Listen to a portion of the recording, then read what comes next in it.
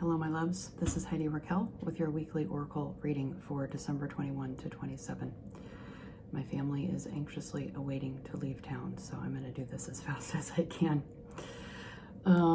Okay, so much happening. So today we have the grand conjunction, Jupiter-Saturn, and what occurred to me after I realized what planets it was, I kept hearing about this grand conjunction on the 21st and the solstice. And just a couple days ago, I was like, oh, it's Jupiter and Saturn. Jupiter is the expander, Saturn is the teacher, to whittle it down to just those two. And the cards that we got for December were the mentor and the creator. So, you just can't make this shit up. It's so in line. And then for the December soul message, we have Call of the Wild, the bringing it down into the body, coming back into your wild nature, coming back into your authentic self, letting go of the programming of society telling you who, what, where, when, how you should be. And then last week we had the kiss. We had that electric energy of people, places, things, like kind of rising up and finding you. And we talked about that a little bit in Women's Circle this last week, and it felt like that was very apt for everybody in the group. So that was really cool to hear. So I've been talking for a couple weeks about this rise and fall of the ocean, the crest and the fall. And what just started showing up a few days ago was this new piece, and I'm just about to go to the ocean, which is awesome, so I can watch it a little more closely. When we're coming up to the crest of the wave, it's like that crest keeps getting a little bit higher and higher each time. And so when we come up, it's like we're able to see a farther vision of where we're going. And it's almost like each time we come up and we see that vision, then the wave crashes. And so we're not only being taught to surf at this point, but we're being taught to trust that the vision that we see is possible even when we go down and we can no longer see it. And this rise and fall is happening faster and faster. And it's almost like I wrote a note about that. What was it? Oh, the burst of energy and then the rest. And so there's this sense of there being a burst of energy for something new, for whatever it is that we're creating. We're in this hibernation, integration, incubation stage right now with, it feels like, it's definitely here for December. I'm feeling that it's going to go through to January, and that we're actually not going to be starting really the propelling of our new selves and the integration of everything that we learned this year until February. So we're in this kind of hibernation, incubation, integration phase, and it feels like, a baby that's learning to walk or learning to do something new. It takes so much mental energy to do that it's like we have this burst of excitement of, learning something new, and we have all this energy for it. And then almost immediately after that, babies crash and fall.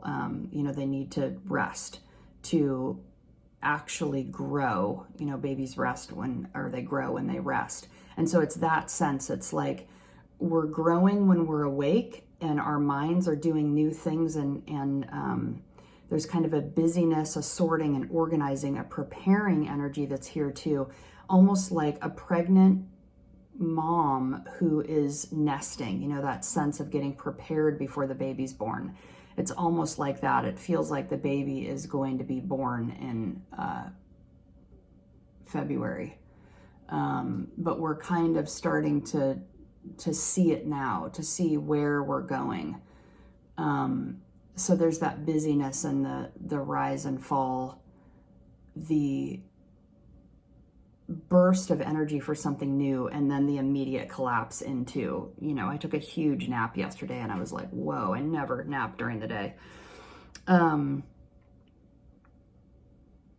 then there's this energy of, so two more things I want to talk about. The newest energy that I'm feeling come up right now is this sense of freedom, expansion, gratitude, I just wrote a thank you letter to those on my newsletter and all of my clients for this year, because I'm just completely overwhelmed by the abundance that was here this year, even though it's been a total dumpster fire. But there has been so much beauty and so much growth, and it's like the deep kind of inner growth that you wouldn't necessarily, choose, but when it's here and you use it and you wield it, it really is supportive, and has been supportive definitely for me. And then there's also, well, in that gratitude is kind of the honing and the discovering of the gifts, right? Because that's what we've been mining for all year. We've really been mining for those jewels in the underworld, the qualities of us that are unique, that must be unearthed, dusted, polished, and brought out into the light and given to the world that we are creating going forward in the new year. And then there's also this energy of completion and reconciliation as we come to the end of the month and end of the year. Initially, I was thinking this was the last year or the last week of the year, and then I realized no, January 1st is not till next Friday, so we really have a whole nother week in December. So, but we still have that sense of like completion. The solstice is here. It's like, kind of a stamp that has come through, that has ended all of the retrograde period that we've had, and all of kind of a time stamp of the integration phase that we're going through. So anyways, it's like, even if the year was completely different than you thought it was going to be, and I think that's probably true for most people, there's still like an honoring and a reconciliation and a gratitude for what has been learned, what has been gained, even though it wasn't what we perhaps expected. So anyways, let's see what the card is for the week. Yeah, it's really this, I'm almost feeling, even now, there's like the dream state, that deep need for rest. It's like we're learning things in the dream state. And people have been reporting that their dreams have been really wild. I know mine have been. And there's that sense of like waking up in real heavy sleep and not being able to see, kind of, it's just that haze. Oh my goodness. The Maiden, okay. Maiden, Mother, Crone, the three archetypes that go together. So the Maiden is the first in that journey, obviously, right? It's like the young woman who's pregnant. That stage right before birth. The Maiden, the Virgin. The Maiden is the Virgin, the Princess, the Innocent. Oh my God, this is so perfect. That sense of like innocence, and that's what I was trying to describe, and that like waking up from a dream and there being a haze. It's like there's a newness, a youthfulness, an unknowing, an uncertainty, and yet it's the birthplace of everything. The Maiden archetype is the epitome of innocent arousal, naive sensuality, and precarious purity. She is compelling and addictive because of her flawless and youthful glow. That youthful glow is what I was talking about in the waking from sleep. She's the first archetype in the trifecta of Maiden, Mother, Crone, and rightfully so, because she has so much to learn. The Maiden is perfectly positioned for trouble to come her way and subject her to a challenge that leads to the next phase of womanhood. That is so perfect, because it's like this December, January energy is like, the death of the old and the birth of the new. She must grow up, yet hesitates at the threshold, enamored by the charms of youth. The Maiden represents the side of us that is riveted and curious, drawn to shadowy forest, dark nights, and taking just one taste of poisonous fruit. Her magic is edgy and includes both shame and delight. Let yourself fall down the rabbit hole, young one.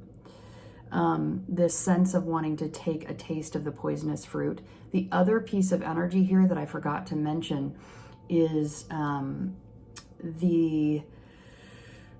what is the word for it? It's like we want to bust out of the status quo. We want to break out of the chains that bind us. We want to be, it's rebel energy. That's the word I'm going for. There's kind of like a fuck it, I don't care, I'm doing what I want.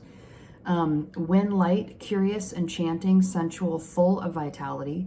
When dark, pretends, projects, denies, fantasizes. Go deeper, Persephone, Alice, or any princess figures. That's interesting because we've been watching The Crown.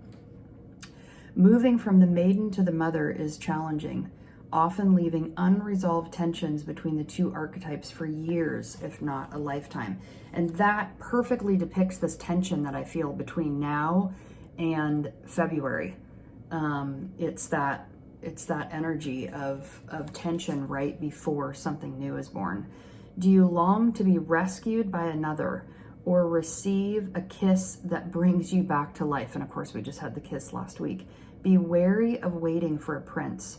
Break the spell of your own life. That is perfect. That is the rebel energy. I love it. Okay, so I'm going to end and get out of town. Love you all. Have a wonderful holiday in whatever way you can. You know, what we're doing is not what we planned to do, but we made a swift edit to at least get out of town and, you know, have a mini break and, you know, just take time out. You know, it's, of course, you know, this kind of comes up with Christmas holiday celebration energy anyways, but, you know, the celebration, the feel of the celebration hasn't really been here, you know, because we've been reacting to everything that's happened this year. But, you know, just take time to honor, celebrate, and give thanks to the people that have shown up this year, the people that are in your life, and focus more on that than the letting go.